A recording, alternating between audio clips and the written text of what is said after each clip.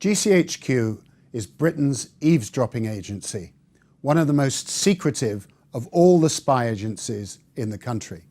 Now its new head, Robert Hannigan, has launched a blistering attack on tech companies, especially from Silicon Valley, for facilitating terrorism. He's called the web a command and control hub for groups such as ISIS. Sam Jones, our defence and security correspondent, what is going on? Why would Mr. Hannigan, on his first day in office, launch such an attack? Well, first off, you're obviously right to highlight the fact that this is highly unusual. This is an organisation that previously never spoke. Its former director, Lionel Barber, came before Parliament not so many months ago in the wake of the Snowden revelations, and it's those revelations that are at the core of this. That is why the new director, Robert Hannigan, has had to come out, has stated his case boldly, clearly, and it's clearly an indication of the concern in GCHQ about the impact that those Snowden leaks have had. This is the fight back against Edward Snowden, the renegade NSA contractor who revealed huge amounts of information about the degree to which spy agencies had infiltrated the big tech companies like Facebook, Google, Twitter. That's right. And now those same tech companies have moved to shore up their own systems,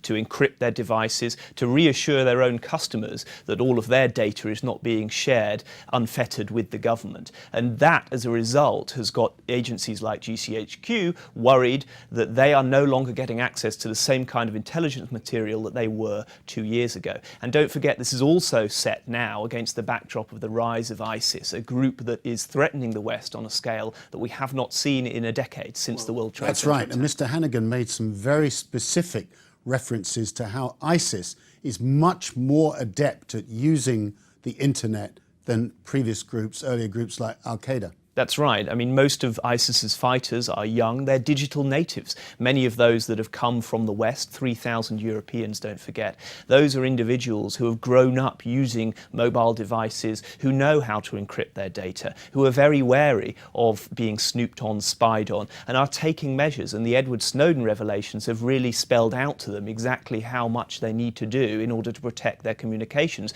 and ensure that they can continue to act in the Middle East and perhaps perpetrate acts of terror here in the UK. So is it correct to say that GCHQ is having difficulty monitoring traffic, monitoring, for example, ways of recruiting through messaging systems such as, for example, WhatsApp? I think they've been very careful not to give specifics about how this has impacted them, because obviously they don't want to give away any of their own abilities. But it has undoubtedly have an impact. Hannigan says that in the piece that he penned for the FT, and the former director, Sir Ian Lobban, also said before he left office that there had been a definite impact on their ability to collect data and information. It's perhaps meant that they are now spending weeks, if not days longer, decrypting communications or identifying individuals who are potential terrorists, whereas before it was a much easier, smoother process. And I'm glad you pointed out, of course, that Robert Hannigan made this attack by writing in the Financial Times, in the op-ed page and online. Now, the question is, what happens next? Is there a chance of legislation? Is there a chance of what Mr. Hannigan himself appealed for, which is a new deal between the tech companies and the spy agencies? Well, from our conversations with tech companies, it seems that they are saying to the government, look, we don't want to have any more backroom deals. If you want to legislate, you can legislate, but then you'll have to have the debate in public and through the relevant channels, i.e. Parliament.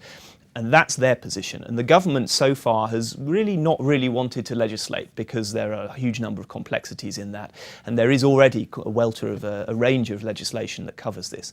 But it looks like that is the route they're going to go down. And next year, assuming a Conservative government gets into power, Theresa May, the current Home Secretary, has promised to revisit legislation on eavesdropping and government surveillance in what's been dubbed the Snoopers Charter. So it seems almost inevitable, assuming, and that's a big if, the government stays in power, the Conservative government, then this will come back on the table. Well, we mustn't assume anything given an election next May.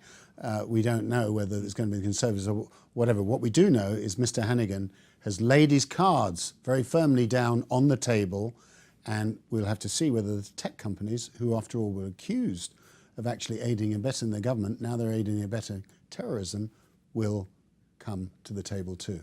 Thank you, Sam Jones. Thank you.